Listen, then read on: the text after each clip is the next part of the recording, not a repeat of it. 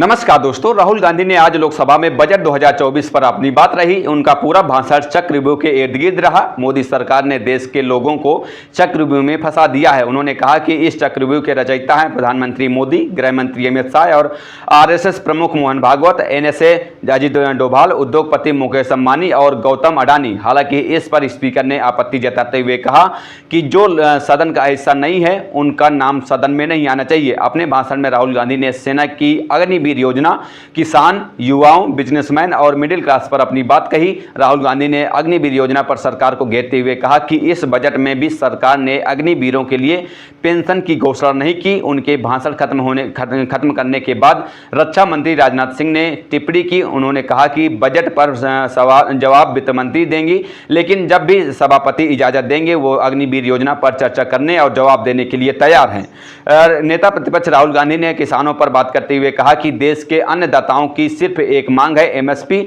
जो कि सरकार नहीं दे पा रही। उन्होंने कहा कि अगर इंडिया गठबंधन की सरकार आएगी तो संसद में एमएसपी को लेकर कानून बनाया जाएगा। बजट पर चर्चा के दौरान राहुल गांधी ने इसके बाद पेपर लीक का मुद्दा उठाया। उन्होंने कहा कि एक तरफ देश में बेरोजगारी बढ़ रही है तो दूसरी तरफ लगातार पेपर लीक हो रहे हैं। राहुल गांधी ने सरकार पर आरोप लगाया कि पिछले 10 साल में 70 पेपर लीक हुए हैं। हाल ही में नीट और नेट परीक्षा लीक पर देश में जमकर हंगामा हुआ था। बजट सत्र की शुरुआत में भी राहुल गांधी ने इस मुद्दे को उठाया था। राहुल गांधी ने कहा कि इस बजट में मिडिल क्लास की पीठ और छाती दोनों पर छुरा घोंपा गया है।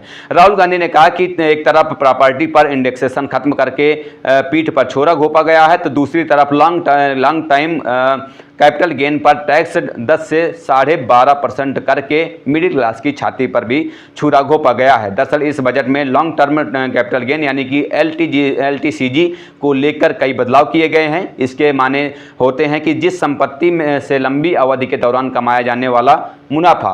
वित्त मंत्री निर्मला सीतारमण ने बजट में इंडेक्सेशन की प्रक्रिया खत्म कर दी है। राहुल गांधी ने इस दौरान सरकार पर टैक्स टेररिज्म का आरोप भी लगाया। उन्होंने कहा कि छोटे बिजनेसमैन को डराया जा रहा है। पहले जीएसटी, फिर नोटबंदी और उसके बाद अब सरकार टैक्स टेररिज्म कर रही है। उन्होंने कहा कि सरकार पूरे देश की संपत्ति को सिर्फ 2 उद्योगपतियों के हवाले करना चाहती है। चर्चा के दौरान राहुल गांधी ने जातिगत जनगणना का विषय भी उठाया। उन्होंने कहा कि देश में पिछड़े और दलितों को ना तो सम्मान मिल रहा है और ना ही अवसर। उन्होंने कहा कि अगर उनकी सरकार यानी कि इंडिया गठबंधन की सरकार आई तो पूरे देश में जातिगत जनगणना कराई जाएगी। बहरहाल इस खबर पर इतना ही। आगे की जो भी अपडेट होंगी हम आप तक पहुंचाते रहेंगे। फिलहाल चलते हैं, मिलते हैं किसी नई खबर के साथ। तब तक के लिए बहुत बहुत धन्यवाद। जय हिंद, जय भारत।